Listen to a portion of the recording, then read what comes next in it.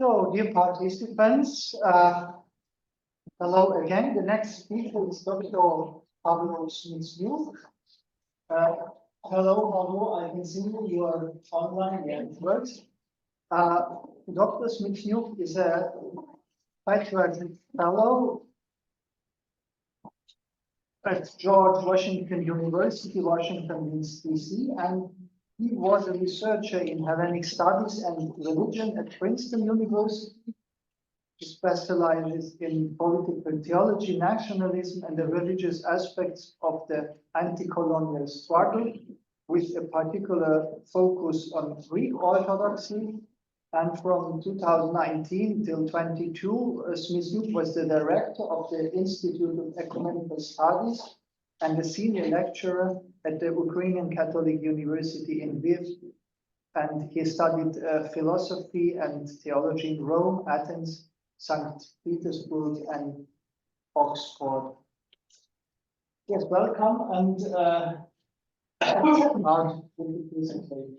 Yes, thank you very much, Father Thomas, for the introduction and also for co-hosting this conference. Yes, for inviting the Institute of Ecumenical Studies, and I am happy to greet all the staff there to Vienna.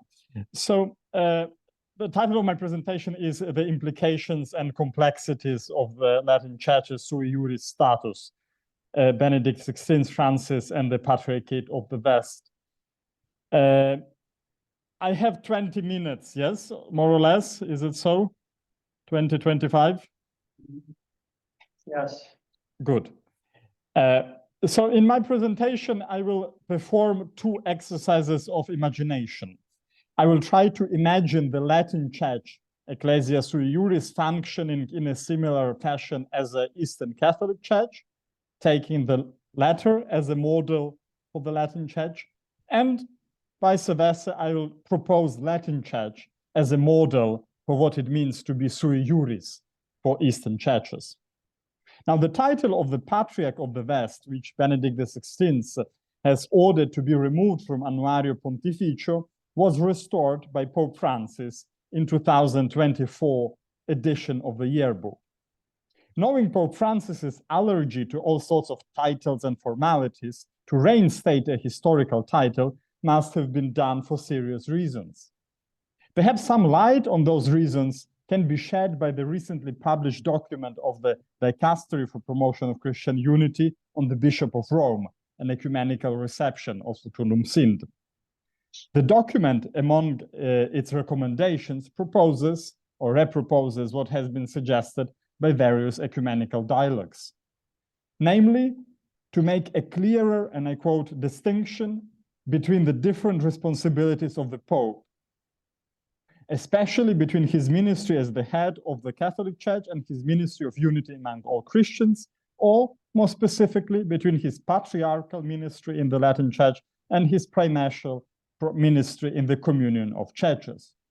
The removal of the title Patriarch of the West from the Annuario Pontificio in 2006 raised some concerns in ecumenical cycles and gave an opportunity to begin a reflection on the distinction between these different responsibilities, which needs to be continued, end quote. This emphasis on the study of patriarchal ministry of the Bishop of Rome contrasts with the communiqué published by the same dicastery in March 2006. Following the title disappearance. Although that 2006 statement acknowledged the particular jurisdiction of the Bishop of Rome for the Latin Church, it claimed, and I quote, that the title of Patriarch of the West, unclear from the beginning, became obsolete and practically unusable as history unfolded, end quote. It also curiously stated that with the Second Vatican Council, the Catholic Church found for the Latin Church in the form of the episcopal conferences and the international meetings of episcopal conferences, the canonical order suited for today's needs, which I read as implying that what was the West in antiquity and the Middle Ages has now been divided among different national bishop conferences.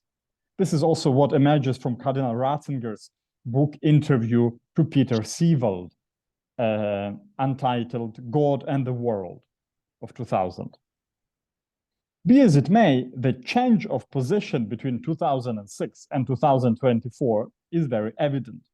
And today we try yet again to appreciate the ecclesiological value of the Patriarch of the West title, as did many decades ago Yves Congar. A patriarch needs not only a title, which the Pope has, and the patriarchal cathedral, which the Pope has in the Lateran, but also a patriarchate. And that's where the problem starts. Also, there is a consensus among the scholars, based on the interpretation of various canons of both codes, that the Latin Church is an ecclesia ritualis sui juris. The question many struggle with is fitting into the categories of sui juris churches. Now, when I use ritus or ritualis, I refer not only to liturgy, but also to theological, disciplinary, and spiritual heritage. Ivan Zuzek, who served as a general secretary for the Pontifical Commission for the revision of the Eastern Code, argues that it is impossible for the structure of the Latin Church to be equal or analogous to an ecclesia patriarchalis of the East. And this for the following, and erroneous, I would suggest, reason. He says that within the primarchal power conferred by Christ on Peter and his successors, it is not possible to make adequate distincciones between his powers as Bishop of Rome, Archbishop and Metropolitan of the Province of Rome, Primate of Italy, and Patriarch of the West. However, usually the scholars do distinguish between different powers of the Bishop of Rome. Joseph Ratzinger has argued that a number of functions that we usually see today as flowing from the primacy were originally understood as the result of the patriarchal dignity, such as the right of liturgical legislation, participation in the nomination and deposition of bishops, and similar areas.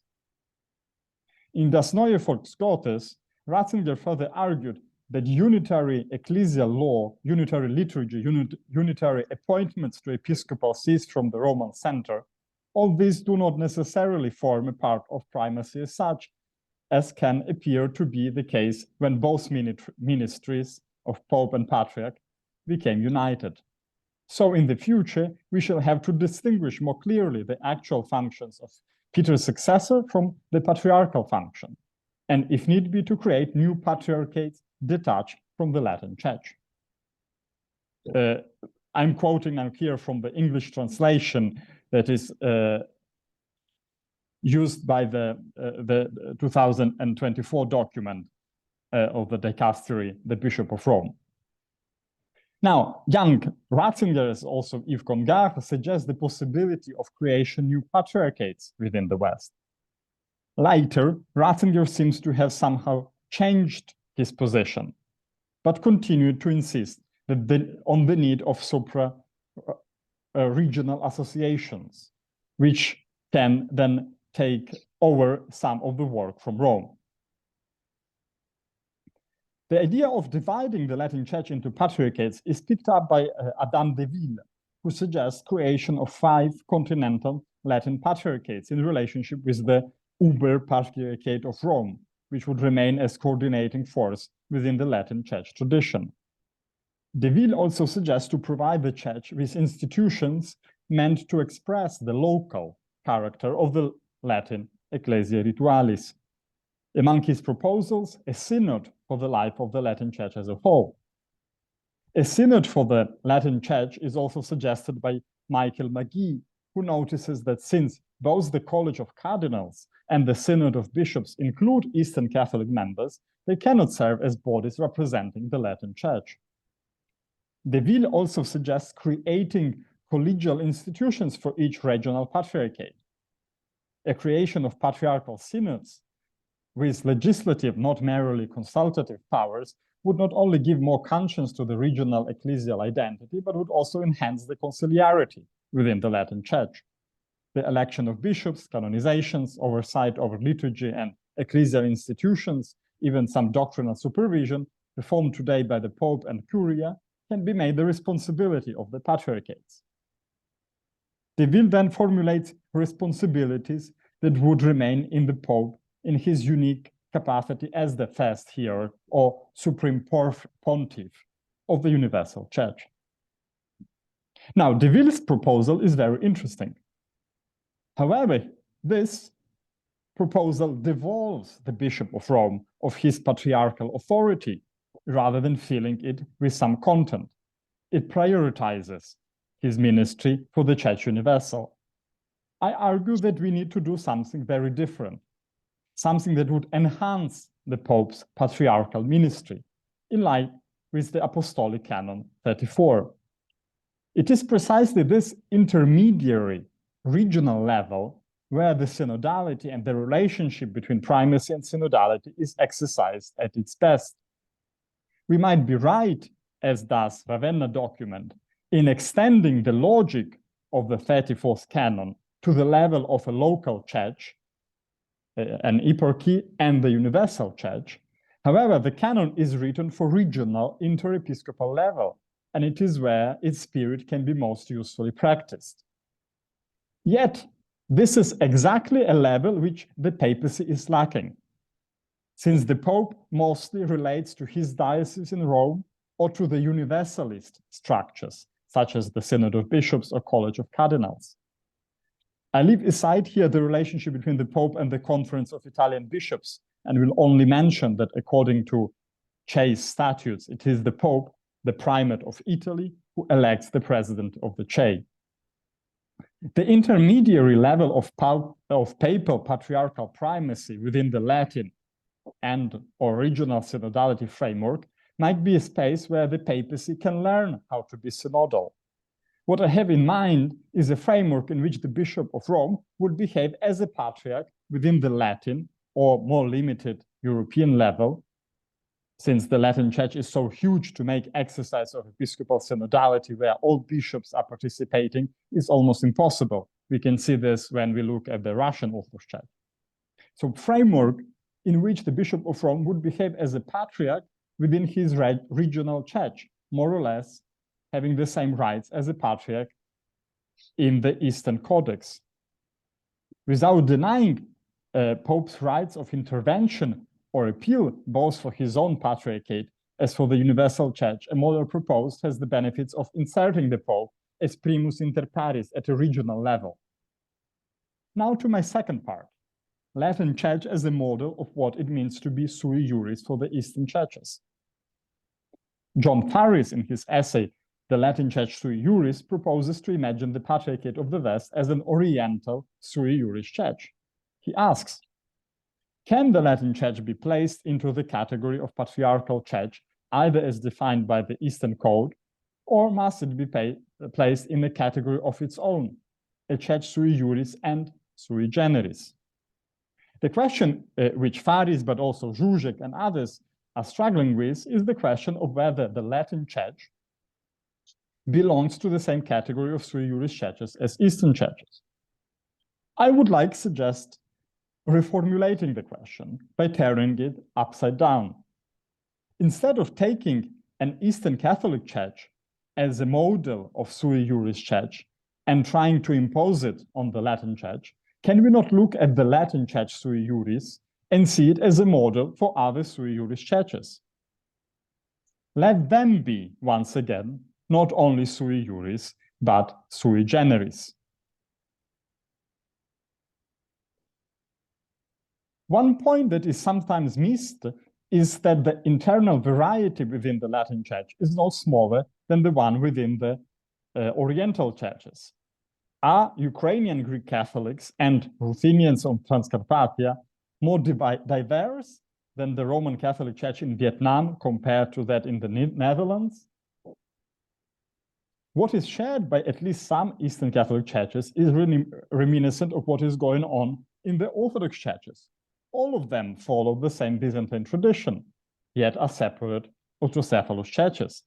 They do not differ much in terms of canonical heritage. Although some have proper legislation, they all refer to the canons of the ecumenical councils and local councils of the first millennium. Some churches use the same language and share the same theology and spirituality. It is difficult to claim that the patriarchates of Constantinople, Alexandria, and Jerusalem, the churches of Cyprus and Greece, have a very meaningful ritual or liturgical diversity among themselves. Yet the identity of these churches, marked by history, makes their distinctive status undisputed. On the other hand, the Latin Church, while being one ecclesia sui juris, has a profound liturgical diversity. Although historically this diversity has been reduced to a large degree through Romanization, not unlike the Byzantinization within the Orthodox Church, it has not disappeared completely. The clergy of Milan and adjacent territories are proud followers of the Ambrosian rite. Dominicans, Carmelites, and Carthusians have their own liturgical particularities and theologies. There are still some communities who follow the Mozarabic rite and the rite of Braga. Thousands of Catholics today follow Tridentine liturgical tradition. This admiration for the Old Mass is not limited to the liturgy, but includes spirituality, theology, for example, a particular way of reading the Vatican II, and last but not least, ideology. So something of the defining points of the ritus. One could debate on whether Ambrosian or Tridentine rites are liturgical rites proper or simply versions of the Latin rite as it is generally accepted. But I would suggest that the difference is as arbitrary as the difference between a language and a dialect. A Sprache is a dialect mit an Army und Flot. I hope this expression in Yiddish, attributed to Max Weinrich, would not need translation in Vienna. A language is a dialect with an army and float. Shall we speak of Prestantia Ritus Concilii Vaticani Secundi as a modern revival of the Prestantia Ritus Latini? Michael Maggi points out norms which allow for liturgical, disciplinary, and spiritual diversity within the Latin Church. He examines the Varietatis Legitime, the 1994 Vatican Instruction on Liturgical Inculturation, which allows bishop conferences to admit into liturgy elements taken from the traditions and cultures of individual peoples. Similarly, Maggi cites the canons of the Latin Codex, which allow bishop conferences to enact different canonical norms. Maggi struggles to point out any norms relating theological or spiritual diversity, but we can think of proliferation of liberation theologies and theologies of Pavlo or Marian spirituality in Latin America, and they are very different from what we can see in Northern Europe. Maggi concludes by saying that the division of Latin Church into various churches as a consequence of enculturation is unlikely, but admits that it would be irresponsible to rule out such a possibility. Now, Maggi proposes some criteria for appearances of new ritual churches sui juris from within the Latin Church. And he has an interesting list of that. I will not focus for the sake of time. But these criteria, although they make a lot of sense, are hardly applicable to the Orthodox churches or even to Eastern Catholic churches. Yes, where, as I said, there is a dozen of churches that follow the Byzantine rite, yet constitute very different churches sui juris. In other words, liturgical, disciplinary, theological, cultural, or linguistic difference explain the existence of the variety of sui juris churches, but they also don't. The Catechism of the Ukrainian Greek Catholic Church, Christ our Pascha, and I quote, says, "The gospel of Christ is clothed in the preaching of the church with the mentality and culture of various nations. In this way, distinctive church traditions are formed and self-governing churches are born and grown." So the English edition of the Catechism translates pomysna as self-governing, and sometimes it adds in brackets particular church. Pomysna is also how Ecclesia Particularis of the Orientaliarum Ecclesiarum is translated. I'm going back to the Catechism. So Pomysna Church has its own sources of Christian tradition, its own theology, spirituality, and piety, or Christian lifestyle, its own liturgical and canonical heritage. In other words, his own ways of professing the mysteries of salvation. The life of a self-governing Pomysna Church is crowned by her saints, martyrs, and confessors. A very important sign of a self-governing church is her missionary orientation. The full stature of the development of a self-governing church is the patriarchate.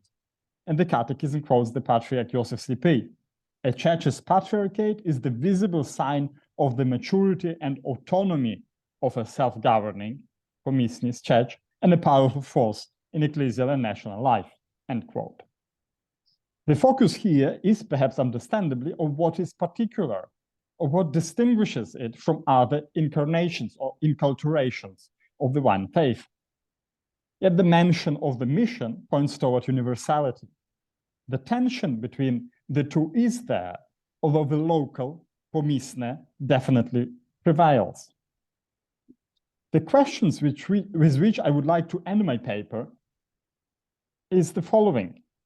Can the Latin Church, with its geographically expansion, relative flexibility for liturgical and disciplinary differences, abundance of theology, spiritualities, and artistic expressions, linguistic and cultural promiscuity, can the Latin Church serve as a model of what it means to be a sui juris church? To look at the Latin Church as exemplary ecclesia sui juris would perhaps help Eastern Catholics to rethink the importance of local language, culture, traditions, and spiritualities. Now, Latin Church, to be clear, is a local church. The fact that it managed to create or impose the conception that being Latin means being Catholic, just as Constantinople managed to categorize the local Byzantine tradition as synonymous with orthodoxy, this parochiality pretending to be universality should be certainly deconstructed. But the very search for universality is something Eastern Catholics can learn from the Latin West. Thank you for your attention.